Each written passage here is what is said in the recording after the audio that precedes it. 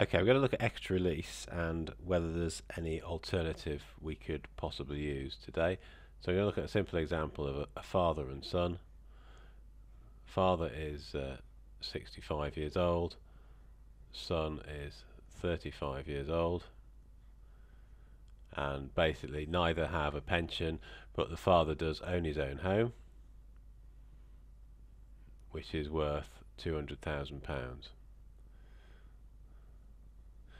So he wants to have a pension because he's got money in his property, but he wants to have a pension. So he's going to equity release that, and that's going to give him about £80,000. It might be slightly less with today's rates, but it's going to give him the order of magnitude £80,000. And with current annuity rates, to get an index-linked pension, he'll need to divide by 30 at age 65. So that's going to give him a pension of £2,670, which is actually a net pension because he'll be able to buy a purchase life annuity because this is net income. So it's not quite like buying a pension out of your pension fund. It's slightly better than that. That's a net income of £2,670. Now, supposing for argument's sake the son decides he's going to save into a pension, and he's going to save net £2,670 into a pension, so that's going to be gross. I need to divide that by 0.8 to get what that's going to be gross, and that's going to be 3,340 gross. Now, supposing the father dies 20 years later, let's look at what sort of pension this guy could get 20 years later. So he's saving 3,340 gross. Let's assume he gets 2% real return on that, which is reasonably optimistic, but not so optimistic. So over 20 years, that's going to average out 10 years, 2%, 20% return. So after 20 years, he's going to have 1.2 times 20 times 3,340, which equals approximately £80,000.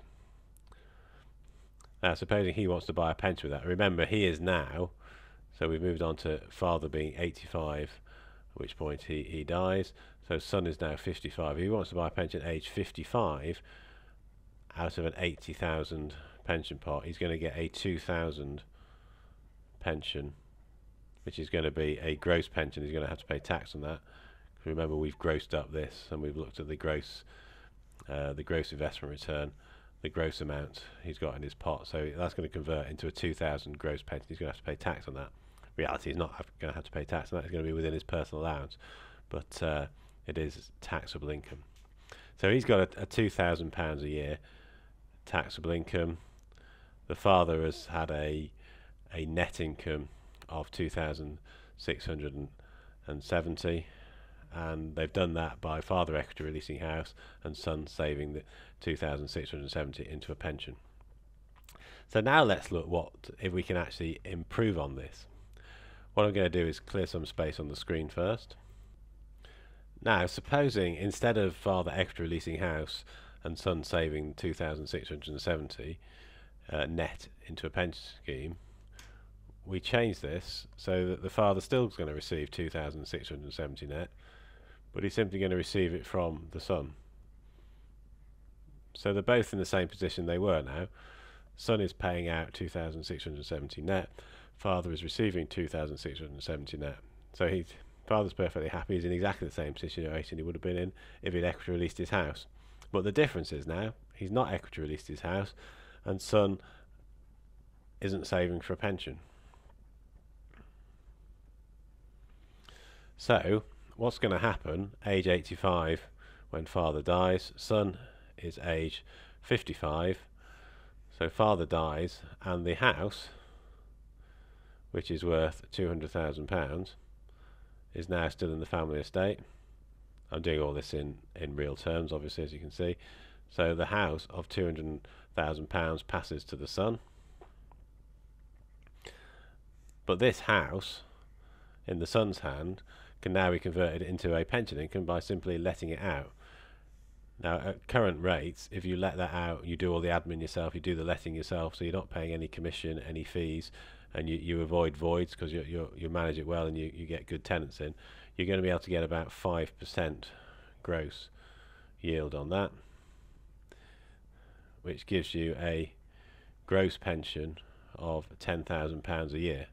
Now, it's not index linked, but it is a real asset, so it should broadly go up with inflation. As I say, if that is depending on you managing it well, letting it yourself, making sure it's constantly let out, and making sure you get good tenants in. So in reality, you'll be lucky to get quite as much as that £10,000. Well, that's the order of magnitude of what you should be aiming for by saving for your pension, by effectively extra releasing in the house.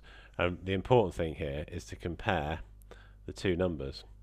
If you do it in the family, you can get effectively a pension of £10,000.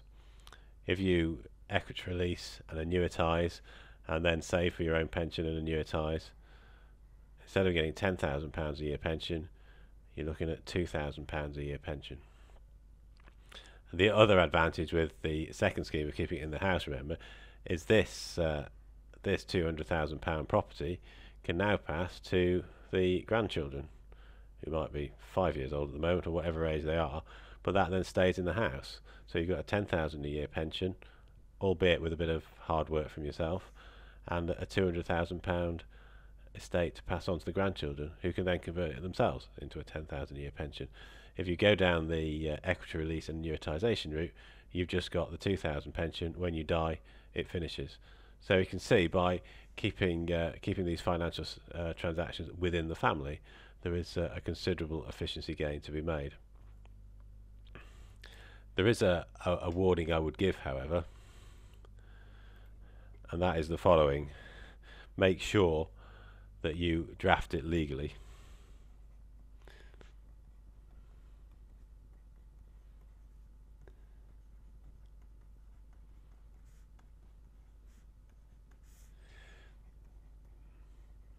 This is really important, because if you do the equity release within the family, then the father has to go into a care home. The house will be available to pay for the care. So what you want to make sure is that the ownership of the house needs to pass to the son on payment of the father's pension.